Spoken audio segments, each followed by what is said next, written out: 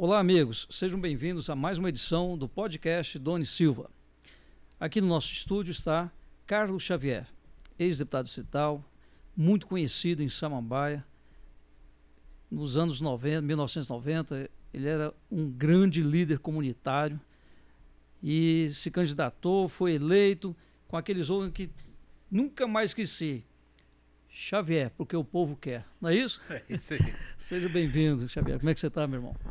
Ô, Nuno, graças a Deus. Primeiramente é um prazer estar aqui, né? Obrigado. Uma honra muito grande. Realmente a gente se conhece há muito tempo, né? Há nos anos, acho que Verdade. 90, 91. Exatamente. Né? E Nos conhecemos lá no PP, lá com o Benedito Domingos. Benedito, lá no PP. E para nós, assim, eu tava dizendo assim, poxa, a gente não foi nós que escolhemos essa caminhada. Não. Veio naturalmente, acho que Deus iluminou. É árdua, difícil, né? Mas estamos aqui, somos sobreviventes, né? Pois é, eu quero te perguntar o seguinte: como é que você chegou, como é que você apareceu em Samambaia? Como é que surgiu o Xavier de Samambaia? Vamos começar lá de trás essa história, né? É interessante. Bom, eu sempre assim, eu morava ali na Ceilândia, na 8, e eu era líder de jovem lá. A gente começou lá um trabalho na igreja, pequenininho e tal, mas foi crescendo, sucesso muito. E lá eu tive, para quem está nos ouvindo, não sei quem acredita, mas eu tive uma profecia comigo. Essa profecia, ela marcou a minha vida, porque a pessoa que Deus usou, ela falou assim: olha, eu vou te abençoar muito. Amém. E eu estava desempregado, não tinha nenhuma condições, quarta série ginasial, tal, sem nenhuma condição. Nunca imaginei entrar na vida pública, em política, mas de repente Deus me colocou num banco.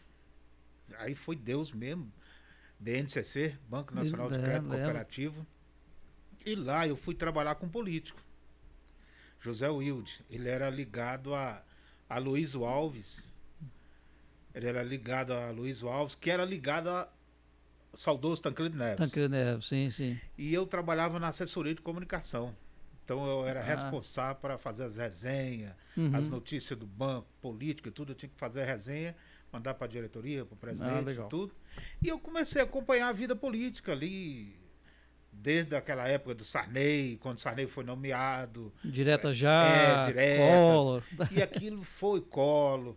E a história do Collor até tem um engraçado. Eu fui o único que apoiei o Collor, porque os bancários tudo é de esquerda, né? Sim, sim. E os bancários votaram tudo no Lula e eu banquei a campanha do Collor. Rapaz. Mas, para minha surpresa, o Collor acabou com o banco e eu fui o primeiro a ser demitido. Rapaz, Collor, não é só que você merece ser preso, viu? Quase foi lixado lá, rapaz. Mas aí, eu aprendi muito com o Zé Wilde. Assim, do jeito que ele falava, que ele articulava, as coisas que ele fazia dentro do banco. E eu comecei a gostar daquilo, mas nunca me imaginei, assim, eu pessoalmente, estar na vida política. Foi quando nós fomos transferidos para Samambaia. Samambaia, eu montei o primeiro mercado de Samambaia, Mercadinho Xavier, na quadra 314. Lá eu tive uma projeção com a comunidade, fizemos uma ligação da luz clandestina, da água, pegando água no chafariz. Nossa. E tudo aquilo eu encaminhava, eu estava na frente e fui me projetando nesse caminho. Foi se tornando conhecido na cidade. Né? Aí depois fundamos a Associação dos Lotes Repassados de Samambaia, porque naquela época a política era o seguinte: quem comprou perde, não podia, o cara ganhou, ele não podia vender. Mas aí quem comprou perde. Então nós fundamos a Associação dos Lotes Repassados para proteger esse pessoal que comprou de boa fé, não foi para especular, ele não ganhou o lote, ele tinha o dinheiro, comprou, e aí não era justo agora o governo tomar o lote dele. Essa associação, ela foi muito forte naquele momento, né? E a gente começou a crescer junto com a cidade. E aí, em seguida, eu comecei também um outro trabalho paralelo, que a gente presenciou que em Samambaia as igrejas tudo era fundo de quintal. Era ali, e era reclamação, exigência de alvará, som muito alto, fiscalização. E a gente começou a lutar também para que as igrejas saíssem do fundo de quintal e tivesse uma área especial. Uhum. E, para minha surpresa, um dia o governador Roriz vai inaugurar a SAB, lá em Samambaia, e os comerciantes que queriam os lotes, dos lotes comerciais também, que eu era vice-presidente também da Associação dos Lotes Comerciais. Ah, legal. E aí eles começaram a gritar: governador, cadê os lotes? E o governador entrou para descerrar a fita. Quando eles gritaram lá, o governador olhou para trás e me viu. Aí ele falou assim: vai na Terra Cap que eu já vou mandar liberar os lotes. Oh. Aí eu falei: os lotes das igrejas, o senhor vai liberar? Vou!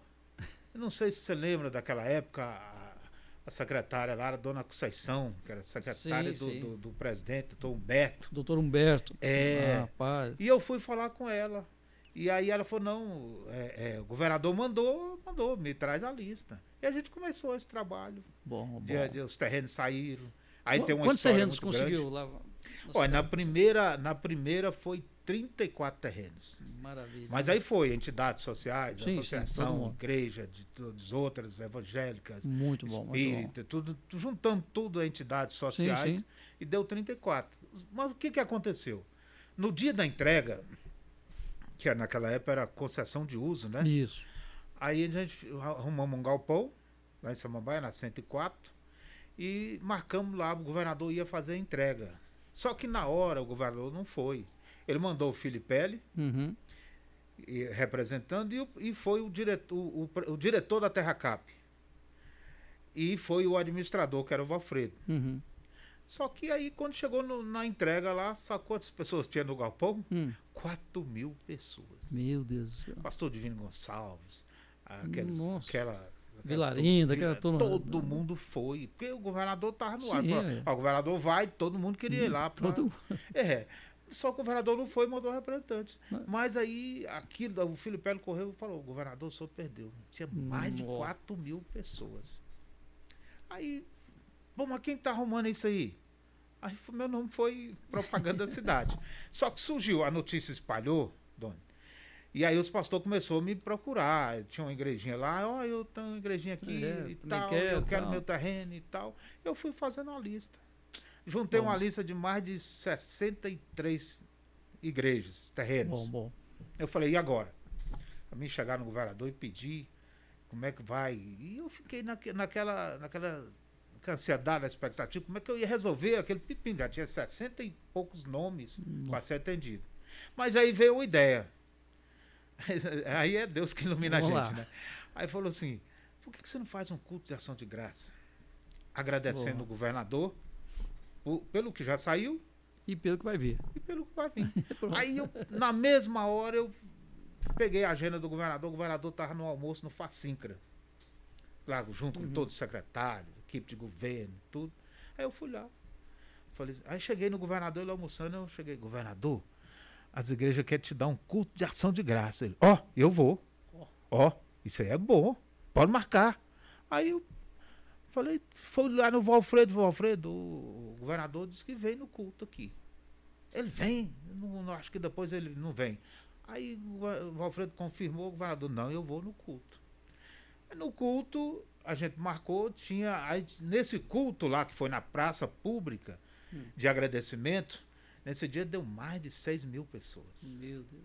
Uma coisa assim, forte. O governador foi. O governador e o Benedito. Chegou os dois lá e tal. Quando o governador era aqueles muito sensível, ele não podia ver gente, né? Que ele emocionava, chorava. E o governador, quando ele foi falar, ele: olha, gente, eu estou muito agradecido. Olha, isso aqui é uma coisa sublime. Eu apoio as igrejas, porque é melhor ter igreja do que bar. Aí quando ele falou assim que apoia, eu falei: governador, tem mais 65 aqui. Aí ele: eu autorizo agora. Isso aí eu autorizo. E olha, eu autorizo. Era macho mesmo. E eu faço isso com alegria. Aí autorizou mais 60. Aí eu falei: pronto. O negócio foi fluindo dessa forma. Bom, as igrejas estavam atendidas, mas as igrejas não tinham condição de construir. Isso entre 91 e 93? Isso, nesse meado aí. Aí veio uma outra ideia. Arruda era o secretário de obra.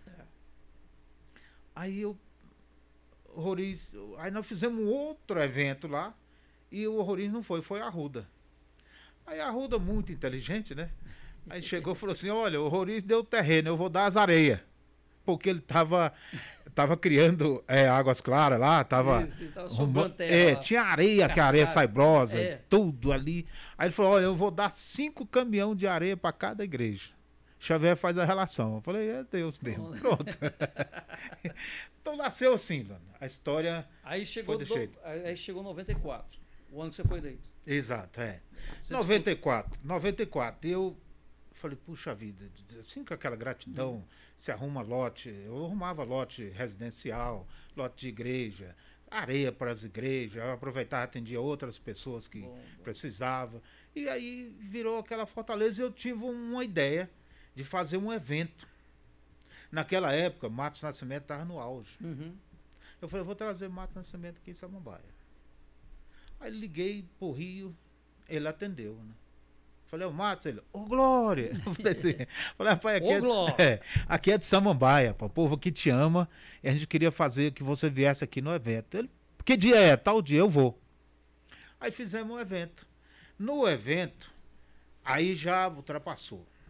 Eu calculo que mais de 8 mil pessoas estavam lá. O evento, mas o povo com o Matos naquela época chorava, aquele desenho lindo que ele tem, né? E aí o Matos, naquela hora, ele me apresentou. Ele fazia muita brincadeira e tal. Poxa, gente, tem um cara aqui, um menino aqui, um rapaz aqui que luta muito pelo povo e tal. Já ouvi a história dele aqui, já me informaram. E aí, o que vocês acham dele ser o deputado? Aí todo mundo não levantou a mão. Aí eu fui levantar a mão e eu levantei os braços assim, né, que ele pegou no meu braço. Aí ele falou assim: ó, até com um CC ele tava. Mas aí o povo começou tudo a rir, né? Legal. E daí começou essa projeção e deu certo. Aí disputou a eleição em 94 pelo PP, né? Que na época eu fui pelo PFL. Foi pelo PFL. Que hoje é o DEM, que era o DEM, né? Exatamente. E aí, quantos votos teve naquela eleição? Não, aí na primeira eleição eu tive 7.480. Hoje até a gente lembrar a vez que tivemos um encontro hoje com o ex-senador, o Jim, aí ele até falou: eu ganhei do Jim diferença de 120 votos. Nossa. O Jim falou assim: até hoje eu não te perdoo. Você me tirou. 120 votos. Então foi nessa votação. Eu fui a coligação elegeu 10, né? E eu fui o 10º. E aí, depois disso, veio 98. 98. Aí eu fui pra reeleição. Eu fui pro PP. Tá. Aí o Benedito, que era deputado federal, tal, aí me chamou: não, você tem que vir pra cá, pro PP e tal. Aí eu fui pro PP. Bom. Aí ganhamos mais uma vez, aumentei a votação, foi para 7.980, negócio assim. Bom. A gente na oposição, muito difícil naquele momento, mas eu consegui aumentar, muito pouco, mas consegui aumentar minha votação e deu certo. Aí o PP elegeu um, aí nessa coligação, coligação tava eu, tava o Brunelli, tava o Galvão. O Rafael. Rafael não. Rafael tava em 94, né? Não, Rafael não. Tava o Galvão, que era o irmão do Benedito. Isso, Galvão do Aí Benedito. teve um time bacana. O PP fez 80 e quase 90 mil votos, mas elegeu um. Bom. Aí eu fui eleito nela. E depois disso, o que aconteceu, meu amigo? Bom, aí eu costumo que a minha vida é o seguinte: ela tem um momento de glória e um momento de tristeza, choro, de tudo. Eu ganhei, aí fui para a terceira eleição. Tá, 2002.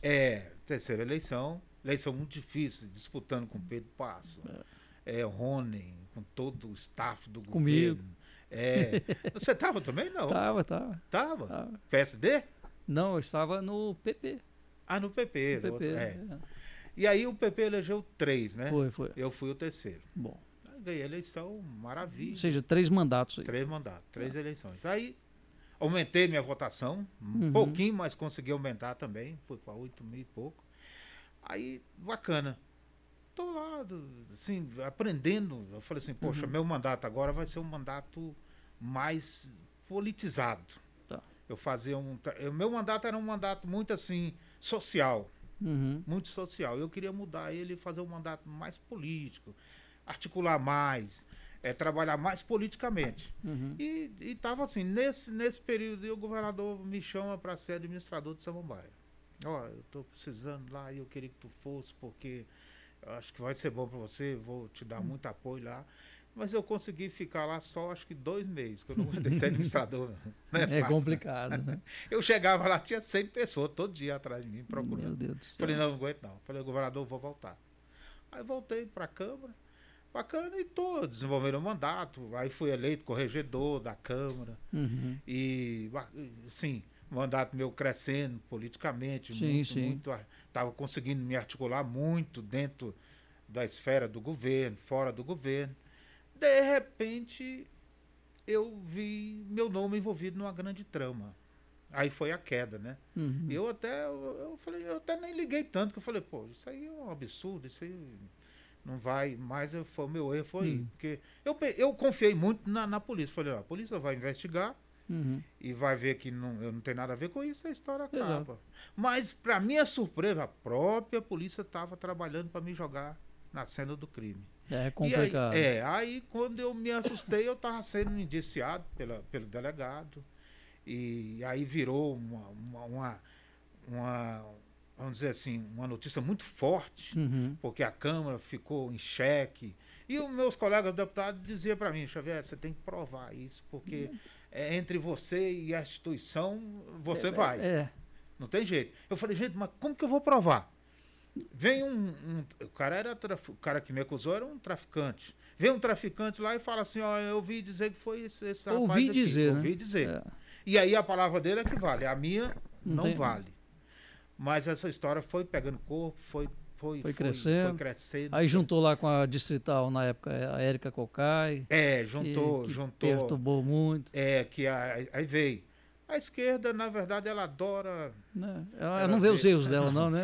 Nem eu estou acompanhando aqui na Câmara Federal agora um deputado aí que está passando um apuro danado. Pois é. Então, assim, como é que é o ditado? Pau que dá em Chico. Tem que bater em Francisco. Pau que dá em Chico não bate em Francisco.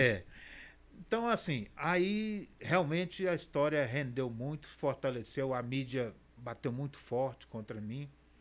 E eu não tive outra saída. Eu fui cassado, né? E fui para a justiça responder o processo. Pois é, foi cassado antes mesmo de fechar tudo? Sim. O que eu acho hoje, Doni, o grande erro do Poder Legislativo? O que acontece? Eu acho que, primeiro, você tem que esperar o processo finalizar. Ele está condenado. Aí sim, está condenado, a Câmara vai e julga. O que acontece hoje? Julgado, transitado em julgado. Ah, não. Acabou, ele é culpado mesmo, pronto, então vamos punir aqui também. Mas punir primeiro? Hoje o que acontece? Saiu a notícia, eles punem logo. Já tira fora. Te mata logo e fala, se vira para lá e você... Foi o que aconteceu contigo, aconteceu com o Rádio. Exato. Né?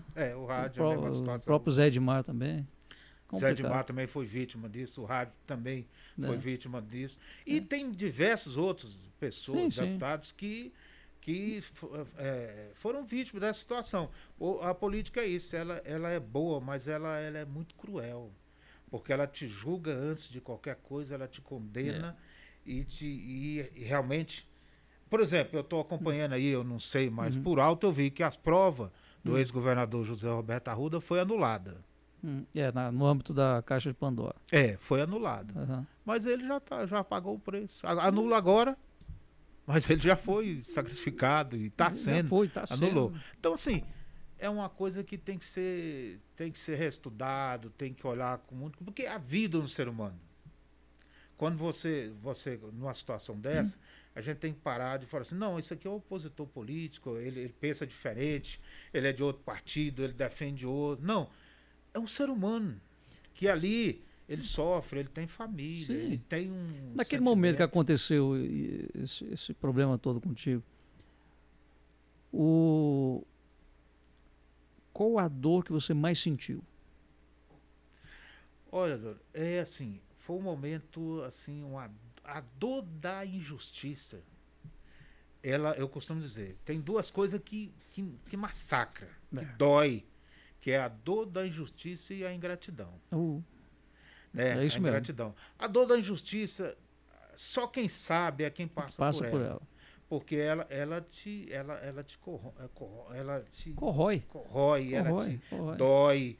Porque quando você sabe, pô, eu não fiz tal coisa, mas eu tenho que pagar por isso, mas alguém está dizendo que eu fiz, como é que eu faço? Então, ela é uma dor assim, muito inexplicável, até dizer assim, inexplicável. Porque eu, na época, eu sofri muito, porque a sociedade acredita no que a mídia fala. A mídia fala, é isso. É feio, é feio. A polícia, a mídia noticia aquilo que a polícia fala. Então, e a polícia está 100% certa. 100% certo. Então a polícia falou isso, a mídia noticia, a sociedade recebe daqui e fala, não, esse cara aí é bandido. Então eu me senti, falei, poxa, um cara que eu comecei minha vida com muita honestidade, criado dentro da igreja.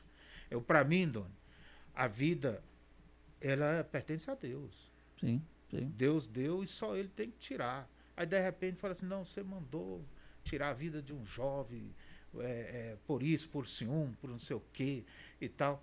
E aquilo doeu demais. Eu perdi, assim, eu perdi até a vontade de viver. Foi um negócio assim inexplicável para mim. Meu Deus. E aí eu sempre agarrei com Deus e pedi a Deus, Deus me dá força, me dá fortalece. Quando eu vi, assim, eu estava com pedido de prisão, foi pedido de minha prisão umas 4 vezes. O Ministério Público pedindo, e eu tive que sair, porque eu não aceitava aquilo. Sim, lógico. Eu não aceitava.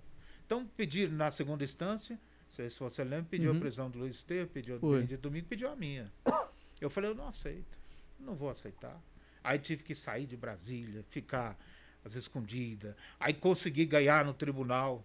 Aí voltei. Quando eu volto a Brasília, o Ministério Público recorre, vai para o STJ, o ministro pede minha prisão de novo. Eu saio de novo. Quer dizer, foi uma luta. Depois chegou um momento que o processo foi transitado, julgado. Não tem jeito. Tem que ir. Agora você vai. E como é que foi esse período lá?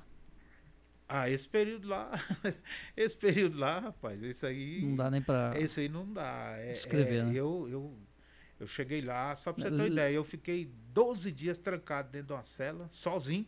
Ué? Sozinho. Por quê? Lá o polícia chegou pra mim e falou, você quer ficar numa cela, você tem que ficar 15 dias, que eles chamam de quarentena. Tá. Por causa do Covid, essas coisas todas. Aí falou, você quer ficar esses 15 dias sozinho, ou você quer ficar na cela com 35 ali? Nossa. Aí ele falou, os policiais falaram, eu já decidimos aqui, se você aguentar, é melhor ficar na cela só. Porque lá é 35 bandidos. Nossa. Aí eu falei, tá bom. Fazer o quê? Aí quando você vê a porta trancar e eles passar a chave, aí você fala, agora acabou. Rapaz. Aí você, dia e noite, amanhece dia E o que você pensava naquele momento? Olha, naquele momento, mano, foi um momento assim que quando você chega assim, aqui é o fim da linha. Não tem mais jeito. E eu pedi a Deus muitas vezes que me tirasse. Bom. Eu pedi mesmo que me tirasse a vida. Literalmente você estava ali na cova dos leões. Porque lá você não tem como dormir, você não consegue dormir. Porque não tem diferenciar noite, depressão, Aí depois de uns 3 ou acho que uns 5 dias, aí que eles veio e me deram 30 minutos de noite de sol, né? Aí 30 minutos aí depois tranca de novo. Então um momento cruel é quando eles trancam lá e levam a chave e falam assim, agora... Aí nessa hora você lembrou dos filhos, você lembrou dos seus irmãos? Você lembra de amigos, de filhos, de família, e você está privado de tudo aquilo. A liberdade é um negócio tão forte que não tem dinheiro que paga a liberdade. Não dá. Você pode dimensionar, porque você fala, se o cara chegar lá assim, me dá isso aqui para você sair, você entrega tudo que você tem, você quer ficar livre daquilo lá. Então, foi um momento assim de dor mesmo que eu senti na alma e que eu cheguei e falei assim, não, Deus, tá ótimo, né? O Senhor me abençoou até aqui, vivi bem, não posso reclamar, mas dá um jeito aqui, tira a minha vida e tá tudo certo. Amém. Então eu fiz esse tipo de oração assim a Deus mesmo. Falei, Deus, pode tirar. E quando foi o dia que você recebeu a notícia que ia sair? Aí, aí, ainda. Mas aconteceu assim. Eu tô lá, sem esperança, né? Uhum. Sem nada. E eu agarrei na fé. Amém. Existia um pouquinho de fé. E eu agarrei na fé e pedi a Deus. E eu fazia o seguinte, eu adotei de 10 em 10 minutos, eu ajoelhava no canto lá da parede e orava. Mas a oração minha é assim, o senhor é meu pastor, me guarda aqui, me ajuda, amém? Você não tem mais, né? Não tem mais argumento. Não tem mais argumento, não tem mais nada. Aí eu tô lá, aí passei mal, tacou uma úlcera, apareceu uma úlcera lá, comecei a vomitar sangue. Aí foi sofrimento. Por quê? Nesse momento, 1h da manhã, eles te colocam dentro da viatura e vão para o Paranoá. Você sozinho, sua família não sabe, ninguém sabe. Aí vão para o Paranoá. Cheguei lá, o médico, não, ele não tem nada não. Volta para a cela de novo. Deus. Chega lá, começa a vomitar sangue de novo. Tive que repor depois 3 litros de sangue, 3 bolsas de sangue, né? Aí fiquei internado na Papudinha, quase 30 dias internado. Fiquei mesmo pra ir mesmo. Aí eu vi que eu tava ruim, que eu perguntei ao médico. Falei, doutor, como é que eu tô? Aí ele falou assim, a minha missão aqui é te manter vivo. Meu Deus. Aí eu falei, certo, o negócio... Tá certo. Mas e fui pedindo, aí fui, né? E quando foi um dia eu tive a notícia, né, que tinha aparecido um fato novo, que o Ministério Público já tinha olhado e tinha pedido a minha... descondenação, que esse termo agora... Descondenação. Mas no seu caso, o fato novo é que se descobriu tempos depois que ele nunca foi mandante de nada. Exatamente, Foi só uma orquestração. O que aconteceu? Houve uma combinação do meu suplente, que eu acho isso... Até você, para ganhar o poder, para assumir um mandato, você tem que destruir uma pessoa. Eu acho que isso aí até... É o fim da picada. Então, assim, o meu suplente era amigo do delegado. O delegado era delegado do Recanto, eles eram vizinhos. Eram lá. Amigos, vizinhos. Amigos mesmo, vizinhos. E, de repente, o delegado foi transferido para o Recanto da Zema. A vítima, que foi a vítima, ele foi pego em Samambaia, mas levaram para o Recanto. Também ninguém... que a gente não entende. Levaram para o Recanto. O outro era delegado do Gama, transfere para o Recanto. Aí vem as coincidências, né? Aí transferiram para o Recanto. Aí tá lá, o delegado, que era amigo meu suplente, me investigando, o cara que foi pego lá no Samambaia, não sei por que, vai matar ele no Recanto. E aí surgiu esse fato, não, porque foi o Xavier, porque esse menino tinha um caso com a mulher dele. Com a ex-mulher. Com a ex. Só que tem um detalhe aí. Eu já estava separado há 1 ano. E no meu processo de separação, eu falo, eu não tenho vergonha, não tenho nenhum ressentimento, nada disso. Quem era o amante não era esse que morreu. Quem era o amante era outro. Então veja só, o amante é um e eu mato o outro. Não tem lógica. Então não tem sentido. Aí, e outra coisa, eu já estava 1 ano separado, já estava em outra vida, outro sentimento, já com outros planos, não tinha nada a ver. E aí, mas eu fui para a cena do crime, me colocaram na cena do crime. Te colocaram na cena do crime. Me colocaram na cena do crime e aí eu fiquei naquela. Qual é a acusação? A acusação diz o seguinte, que eu contratei uma pessoa por nome Risadinha, que essa pessoa Risadinha contratou esses 2 para executar o menino. Rapaz. Bom, a polícia prende o Risadinha. Risadinha vai e diz, não, eu não conheço Xavier. Eu sei que é um deputado daí e tal, daqui, inclusive mora em Samambaia. Então ele negou te conhecer. Negou no primeiro momento. Ele falou, não conheço Xavier. Nunca, não tem ligação com ele, não tem nada com ele, não. Por isso chamou a esposa do Risadinha. Ela também reafirmou, falou, não, eu não conheço Xavier. Nós não conhecemos. Aqui em casa ninguém nunca comentou o nome de Xavier. Nem meu marido, nem nós. A polícia prende o executor do crime, que foi um menino de menor, E ele fala, não, isso tudo é uma trama. A gente matou por outras situações, não tem nada a ver com o Xavier. Ele tem um depoimento dele, foi isso aqui foi uma trama aí para envolver o Xavier. Rapaz. E aí, o que aconteceu? A polícia pegou esse de menor, levou lá para DCA, espancou ele, bateu. Fala assim, ó, só disse que foi o Xavier. Tá o depoimento dele lá. Aí ele mudou o depoimento. Não mudou. Não? Aí que eu falo, gente, como é que pode? Porque o cara poderia. A polícia chegou e falou, fala que foi o Xavier. Tá tudo resolvido. Rapaz. E ele fala, mas eu não conheço o Xavier. Não, mas só diz aí, ó. Só assina em branco, então, aqui. E a gente preenche. Aí ele foi espancado, apanhou, registrou, fez um BO. Um BO. Tudo que foi violentado, não, que foi espancado dentro do lado do DCA para poder me acusar. Mas aí não teve jeito. Eu era, vamos dizer assim, a bola da vez, né?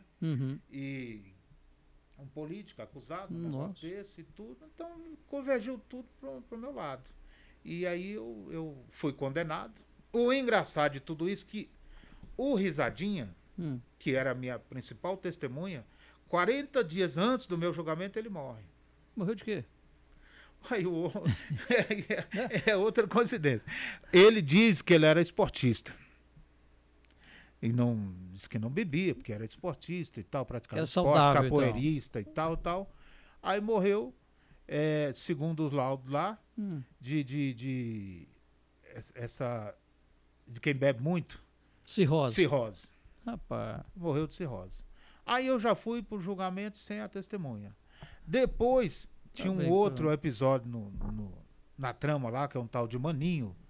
Esse Maninho também foi na delegacia e confessou. Não, a gente andava junto roubando. Era eu, o tal de Nanã, e o outro era... Esqueci até o nome dele aqui. Leandro. Nós três andávamos juntos. E Xavier não tem nada a ver com isso, não. Aí ele ainda falou assim, eu não sei nem por que estão inventando isso, Xavier. Só que ele morreu também. Porque foi um latrocínio, né? Latrocínio, Aí esse Maninho também, que era minha testemunha, morreu também. Rapaz. Daqui a pouco, sabe quem é que morre? Quem? O Leandro, que foi o que me acusou. Os três morreram? Morreram os três. E o Leandro disse que ele morreu de overdose. E ele não estava preso? Não, o Leandro ficou preso, depois, depois. Ele saiu, ficou um tempo, depois saiu, e depois logo saiu, morreu, disse que foi de overdose. Então morreu, nessa história toda, morreu 4. Morreu a vítima, o Everton, morreu o Maninho, morreu o Leandro e morreu o Risadinho. Rapaz... E eu tô vivo aqui, que eu não sei nem porquê. Falei, Deus, meu irmão, Deus. Deixa eu morrer, não deixa eu aqui tá bom. Rapaz, que coisa. Desse jeito. É aquilo que eu falo, o uso político da polícia gera esse tipo de situação, né? Ao longo da história a gente vê aí quantos episódios envolvendo casos policiais, aí quando no final da história você vê que há um político que é amigo do delegado, que é amigo do outro, tal. É complicado, né, amigo? Complicado. Eu acho o seguinte, quando eu vejo hoje uma notícia assim, desse tipo de coisa, eu sempre fico um pé atrás. Porque eu sei que atrás disso aí tem uma trama e que dificilmente você consegue. O que aconteceu? Aí eu falo que é uma obra divina, é a misericórdia de Deus, né? Aí eu cumpri, condenado a 15 anos de prisão. Um policial que participou da investigação, ele era da homicídio, né? Naquela época parece que era Covid, depois foi homicídio, não sei que ele era responsável pela investigação. E ele, mais uma outra equipe, investigou o crime seriamente. Porque teve um relatório falso e tinha um relatório verdadeiro que foi escondido. Ele investigou esse crime e ele chegou à conclusão que foi latrocínio. Ele assinou o relatório, ele era o chefe da investigação, assinou o relatório, entregou o original para o diretor. Esse sumiram com esse original, mas ele tinha cópia. Ele ficou com a cópia. Aí depois, quando ele viu, pô, o cara tá preso, tá não sei o quê, ele foi lá e falou, não, tem isso aqui. Aí vem é Deus que ilumina e fala, pô, você tem que fazer justiça.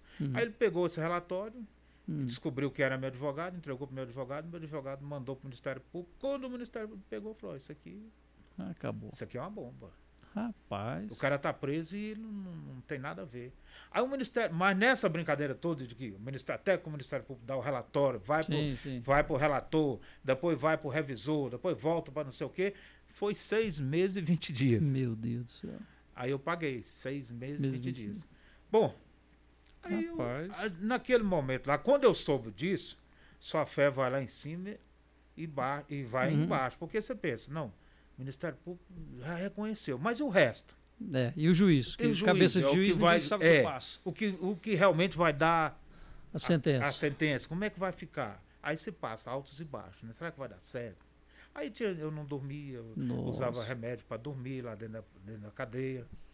E aí ficou esse tempo todo nessa vai e volta. Eu só sabia a notícia, tá com o relator. Depois, não, tá com o revisor. Não, voltou pro relator. Aí tal. Até que marcou o dia do julgamento. Marcou o dia 9 de setembro, nunca esqueço. De 2024. De 2024. E eu sei que ia começar 1h da tarde. E aí, meu irmão, o tempo não passa, né? Rapaz. Adrenalina, remédio para controlar a ansiedade e tudo. Deu 1h, eu falei, eita, tá começando. Aí eu fiz as contas, falei, bom, mas isso não vai demorar, porque se o Ministério Público for dar o voto, ele lê isso aí em 2 toques. Depois vai pro revisor, pro relator, depois o revisor e depois julgamento. Se alguém quiser fazer uma parte lá, tal, eu calculo, isso aqui, 1h30 tá resolvido. No máximo 2 horas. Mas lá você não tem notícia de nada. Lá você é um elo perdido.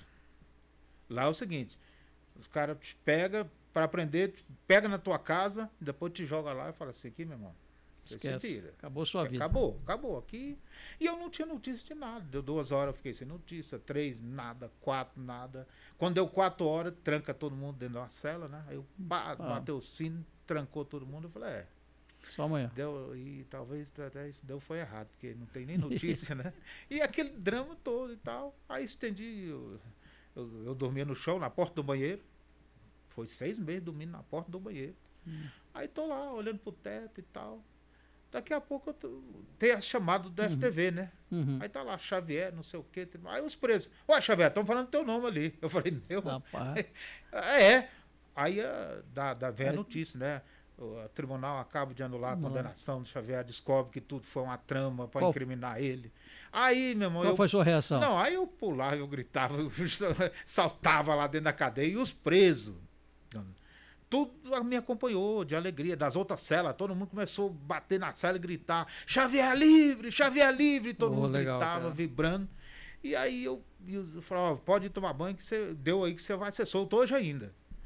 Aí eu fui, peguei aquela roupa branca, né? O short branco, camiseta branca. Vesti limpinho, botei ali, tô lá aguardando. Aí deu assim, quase 9 horas, nada. Eu falei, rapaz, isso é só amanhã então. Quando eu vi, chega o carcereiro lá e fala, Carlos Xavier, alvará de soltura. Rapaz.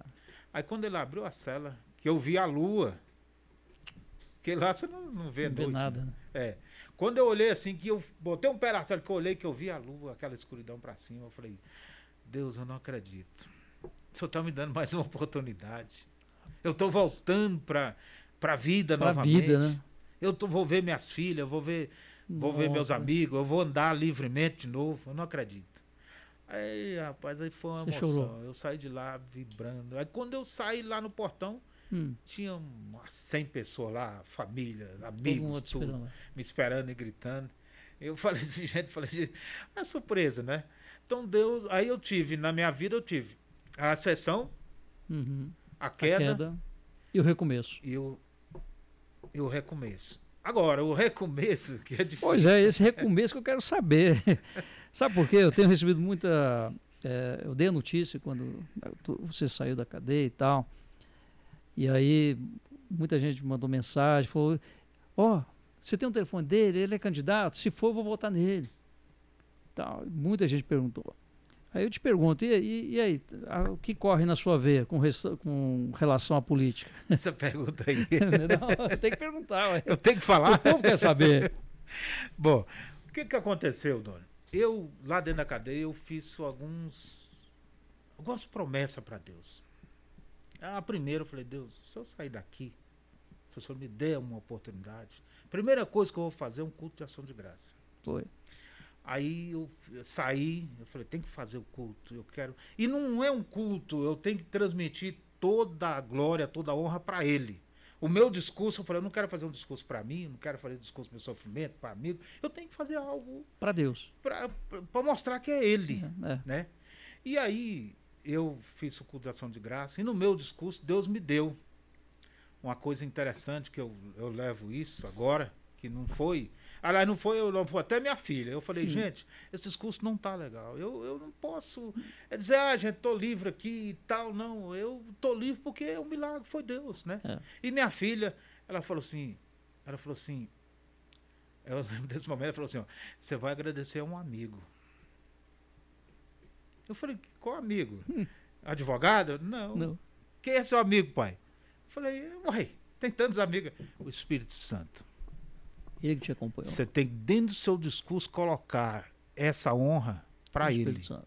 Eu falei, mas como que é isso? Aí ela que me deu. Ela que é o assim, Consolador, né?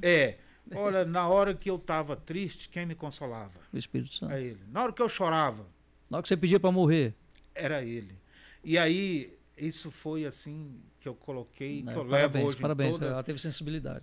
Por quê? Porque, na verdade, esse amigo...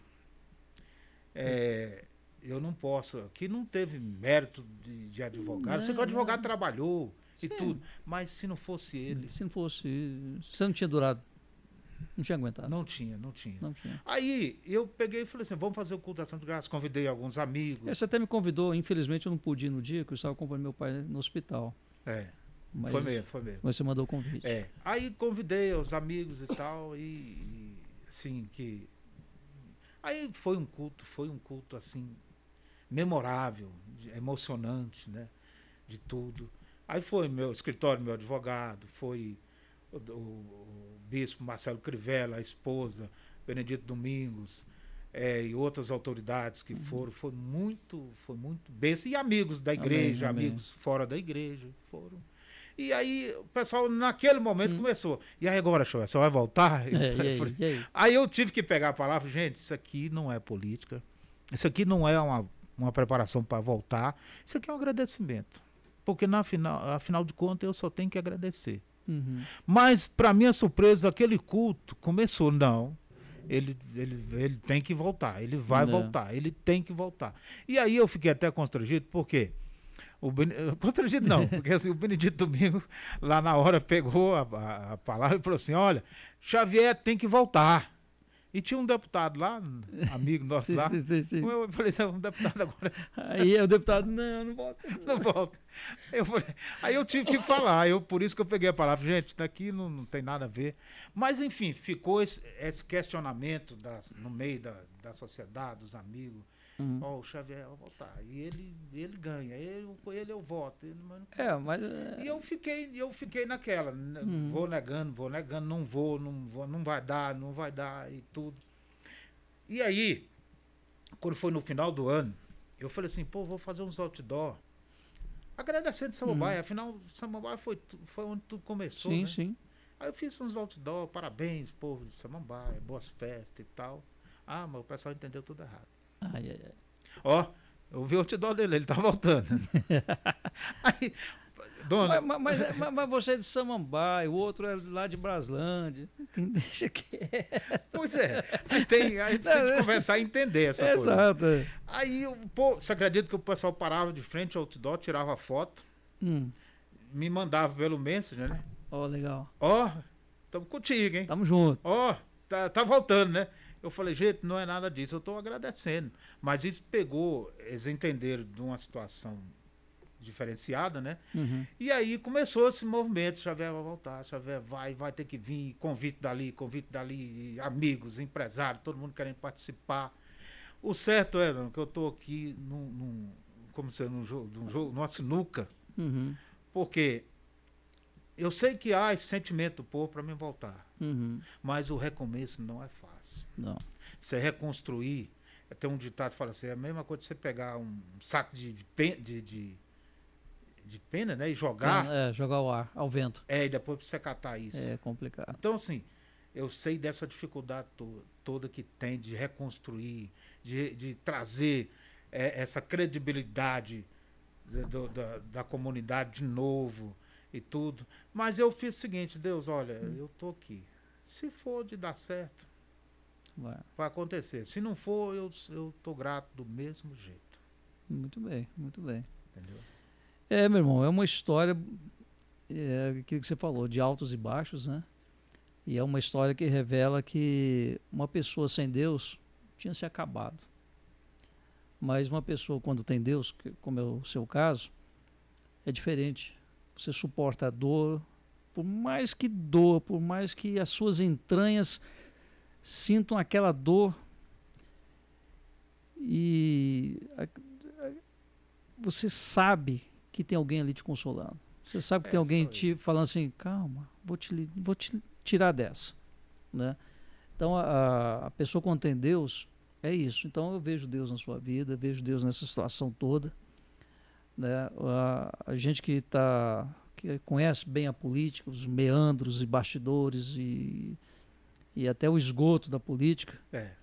Então a gente sabe que, infelizmente, nem todas as pessoas têm compaixão e bom coração. Muita gente entra na política para enganar os outros, para puxar o tapete dos outros. E no seu caso, o seu suplente tentou lhe puxar o tapete. Aliás, puxou o tapete, né? Mas o que é dele, Deus cuida.